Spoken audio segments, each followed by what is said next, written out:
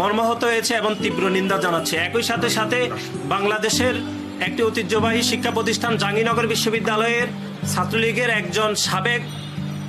ছাত্রলীগের সাবেক সাংগঠনিক সম্পাদককে যেভাবে পিটিয়ে হত্যা করেছে সেটিরও নিন্দা জানাচ্ছে বাংলাদেশ জাতীয়তাবাদী ছাত্রদল। সার্বিক বিষয়ে কথা বলার জন্য আমরা আপনাদেরকে আমন্ত্রণ জানিয়েছি। আমাদের সার্বিক পরিস্থিতি এখন লিখিত বক্তব্য পাঠ করবেন বাংলাদেশ জাতীয়তাবাদী ছাত্রদল কেন্দ্রীয় সংসদের বিপ্লবী সভাপতি, আন্দোলন সংগ্রামের আপসহীন নেতৃত্ব, ঢাকা বিশ্ববিদ্যালয়ের মেধাবী ছাত্র জনাব রাকিবুল ইসলাম রাকিব।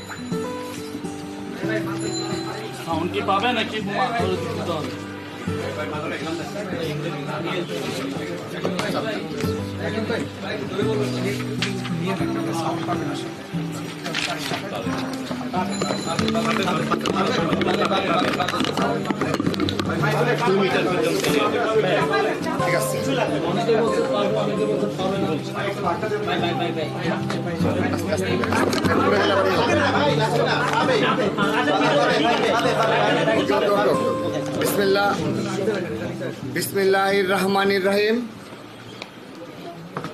প্রথমেই বাংলাদেশ জাতীয়তাবাদী ছাত্রদল কেন্দ্রীয় সংসদ কর্তৃক আয়োজিত এই ঢাকা বিশ্ববিদ্যালয় এবং জাহাঙ্গীরনগর বিশ্ববিদ্যালয়ে এই হত্যাকাণ্ডের প্রতিবাদে আয়োজিত এই সংবাদ সম্মেলনে উপস্থিত সাংবাদিকবৃন্দ সবাইকে আমি আমার ব্যক্তিগত পক্ষ থেকে এবং ছাত্রদল কেন্দ্রীয় সংসদের পক্ষ থেকে শুভেচ্ছা অভিনন্দন জানাচ্ছি। এবং আমাদের এই আজকের এই শুরুতেই আমি শ্রদ্ধা ভরে স্মরণ করছি বিগত এই জুলাই আগস্ট আন্দোলনে যারা দেশের সাধারণ শিক্ষার্থী শহীদ হয়েছে তাদের আত্মার মাগফিরাত কামনা করছি। যারা ছাত্র জনতা শহীদ হয়েছে এবং ছাত্রদলের 113 জন নেতা কর্মী সমর্থক শহীদ হয়েছে তাদের সকলের আত্মার মাগফিরাত কামনা করে সংবাদ সম্মেলনের আশ্চর্য শুরু করছি। সম্মানিত সাংবাদিকবৃন্দ, চোর সন্দেহে ঢাকা বিশ্ববিদ্যালয়ের ফজলুল হক মুসলিম হলের অতিথি কক্ষে আটকে রেখে তোফাজ্জল নামের এক ব্যক্তিকে পিটিয়ে হত্যার অভিযোগ উঠেছে একদল শিক্ষার্থীদের বিরুদ্ধে।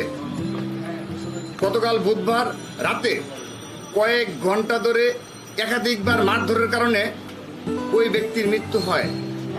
নিহত ব্যক্তি মানসিক ভারসাম্যহীন ছিল বলে বিভিন্ন মাধ্যমে জানা গেছে।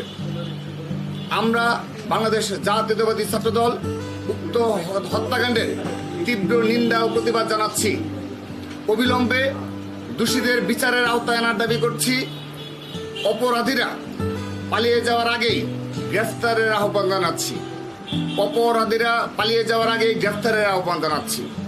অনুসন্ধান ও প্রত্যক্ষদর্শী শিক্ষার্থীদের বরাতে কিছু গণমাধ্যমে আমরা দেখেছি তোফাজ্জলকে সবচেয়ে বেশি মারধর করেছেন ছাত্রলীগের সদ্য পদত্যাগ করা উপবিজ্ঞান ও প্রযুক্তি সম্পাদক ও পদার্থবিজ্ঞান বিভাগের শিক্ষার্থী জালাল আহমেদ সহ একদল শিক্ষার্থী। নির্যাতন করা শিক্ষার্থীদের সবাই ফজলুল হক মুসলিম হলের শিক্ষার্থী। শিক্ষার্থীদের আবাসিক হলে কয়েক ঘন্টা ধরে মারধর করে একজনকে হত্যা করার ঘটনাকে আমরা হল প্রশাসনের চরম ব্যর্থতা বলে মনে করছি। ছাত্রলীগের পথধারী কতিপয় সন্ত্রাসী বর্তমানে সাধারণ শিক্ষার্থী নামে হলগুলোতে অবস্থান নিয়েছে। তারা বিভিন্ন সময়ে মব তৈরি করে আইন নিজের হাতে তুলে নিচ্ছে। এতে বিশ্ববিদ্যালয়ের প্রশাসন ব্যবস্থা ভেঙে পড়েছে। আমরা সাধারণ শিক্ষার্থী নামে সক্রিয় এই মবকে প্রশ্রয় না দেওয়ার জন্য বিশ্ববিদ্যালয়ের প্রশাসনকে অনুরোধ করছি। অন্যদিকে জাহাঙ্গীরনগর বিশ্ববিদ্যালয়ে একজন সাবেক ছাত্রলীগ নেতা শামীম মোল্লাকে পিটিয়ে হত্যা করা হয়েছে। বাংলাদেশের জাতীয়তাবাদী ছাত্রদল এ ধরনের বিচারহীনতার সংস্কৃতির তীব্র নিন্দা ও প্রতিবাদ জানাচ্ছে। আমাদের দীর্ঘ 16 বছরের ফ্যাসিস্ট বিরোধী সংগ্রাম, ছাত্র জনতার গণ আন্দোলনের মূল উদ্দেশ্যই ছিল এদেশ থেকে সকল অন্যায়, দুর্নীতি, অব্যবস্থাপনা, বিচারহীনতার সংস্কৃতি দূরীভূত করা। একজন ব্যক্তি অপরাধী হলেও তাকে কোনোভাবে হত্যার কোনো সুযোগ নেই। কিন্তু জনতার বিজয়ের পর থেকে কিছু অতি উৎসাহের কারণে গণমানুষের এই আকাঙ্ক্ষাটি বাধাগ্রস্ত হচ্ছে। একই সাথে গতকালের এই দুটি ঘটনার প্রমাণিত হয়েছে ছাত্র রাজনীতি ক্যাম্পাসের মূল সমস্যা নয়, গত কয়েক বছরের ফ্যাসিস্ট শাসন ব্যবস্থার মাঝে তৈরি হওয়া সিস্টেমই এখানে খুনি মানসিকতা তৈরি করছে। তাই গোটা ব্যবস্থাটি সংস্কার প্রয়োজন। কোনো কিছু উপরে ফেলা সমাধান নয়। ছাত্র সংগঠনের নেতাকর্মীরা এদেশের প্রতিটি গণতান্ত্রিক আন্দোলনের নেতৃত্ব দিয়েছে। ছাত্র জনতার আন্দোলনেও নেতৃত্বের ভূমিকা ছিল, আন্দোলনে অকাতরে নিজেদের জীবন দিয়েছে। সেই ছাত্র রাজনীতি নিষিদ্ধের আলোচনাটি হঠাৎ সামনে আনা একটি বিরাট ভুল পদক্ষেপ। বাংলাদেশের জাতীয় ছাত্র দল মনে করে গণতান্ত্রিক পরিবেশের অনুপস্থিতিতেই ক্যাম্পাসে মব কালচারের বিস্তৃতি ঘটছে। এর পাশাপাশি সাধারণ শিক্ষার্থীর বেশে সন্ত্রাসী ছাত্রলীগের সাবেক নেতাকর্মীদের হলে অবস্থান এবং নানান মূলকে হল ও ক্যাম্পাসে আধিপত্য বিস্তারের চেষ্টাও অন্যতম ভূমিকা পালন করছে। সাধারণ শিক্ষার্থীর ব্যানার ব্যবহার করে মানবাধিকারের চরম লঙ্ঘন ও বিচার বহির্ভূত হত্যাকাণ্ডের অশুভ উদ্বোধন ঘটানো হলো। ঢাকা বিশ্ববিদ্যালয়ের মাটিতে এই গণবিরোধী কর্মকাণ্ডের মাধ্যমে আওয়ামী ফেসিবাদের লাঠিয়াল বাহিনী ছাত্রলীগের সন্ত্রাসের উত্তরাধিকার বহন করা এই কথিত সাধারণ শিক্ষার্থীদের মুখোশ খসে পড়েছে। সাধারণ শিক্ষার্থী নামধারী এই মহলটি গণ অভ্যুত্থানের মাধ্যমে কথিত ফেসিস্ট ও অন্ধকার শক্তির গোপন তাবেদার।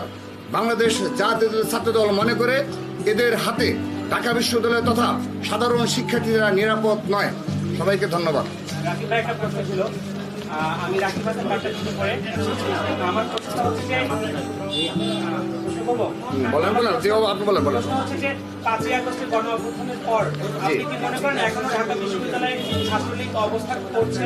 এটাকে আপনারা বিশ্বাস করেন কিনা? আরেকটা জিনিস, আপনি বলছেন যে ছাত্র রাজনীতি অনুপস্থিত থাকার কারণে মবের যে কালচার সেটি শুরু হয়েছে, আপনি বলবেন ছাত্র রাজনীতিতে আবার শুরু করতে চান কিনা?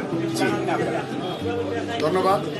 আমি আপনি যেটা বলেছেন সেটাই বলছি। আমরা ইতিমধ্যে কিন্তু লিখিত বক্তব্যে বলেছি, ফজলুল হক মুসলিম হক ছাত্রলীগের সদ্য পদত্যাগ করা উপবিজ্ঞান ও প্রযুক্তি সম্পাদক ও পদার্থবিজ্ঞান বিভাগের ছাত্র জালাল আহমেদ এর নেতৃত্বে